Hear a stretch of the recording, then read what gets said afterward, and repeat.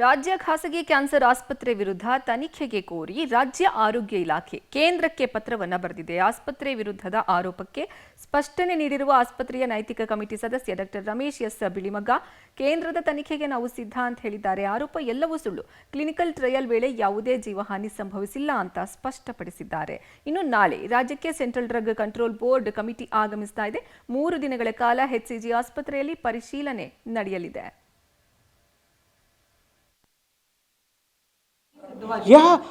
ಹೀಗಲ್ಲ, ಅದಾಗಲೇ every meeting ನಾನು ಹೇಳಿದ್ನಲ್ಲ, 30 ಮೀಟಿಂಗ್ಸ್ನಲ್ಲಿ ಆದಾಗ ಏನೇ ಅದರಲ್ಲೂ ಡೆತ್ ಆಗಿದ್ರೂ ಕೂಡ ಪ್ರೀವಿಯಸ್ನಲ್ಲಿ ಅದು ಅಲ್ಲಿ ಬರಲೇಬೇಕದು.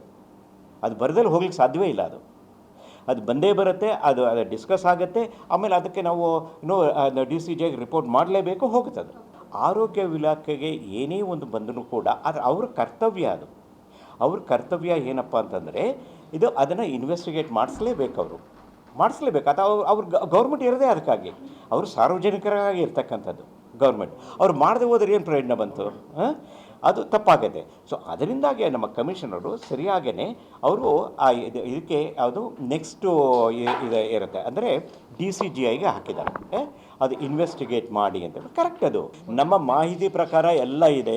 ಯಾರು ಬೇಕಾದರೂ ಬಂದರೆ ನಮ್ಮ ಅಥಾರಿಟಿ DCGI ಬಂದು ಇನ್ಸ್ಪೆಕ್ಟ್ ಮಾಡ್ಬೋದು, ICMR ಬಂದು ಎಲ್ಲದಕ್ಕೂ ನಾವು ರೆಡಿಯಾಗಿ ಇಟ್ಕೊಂಡಿದ್ದೀವಿ.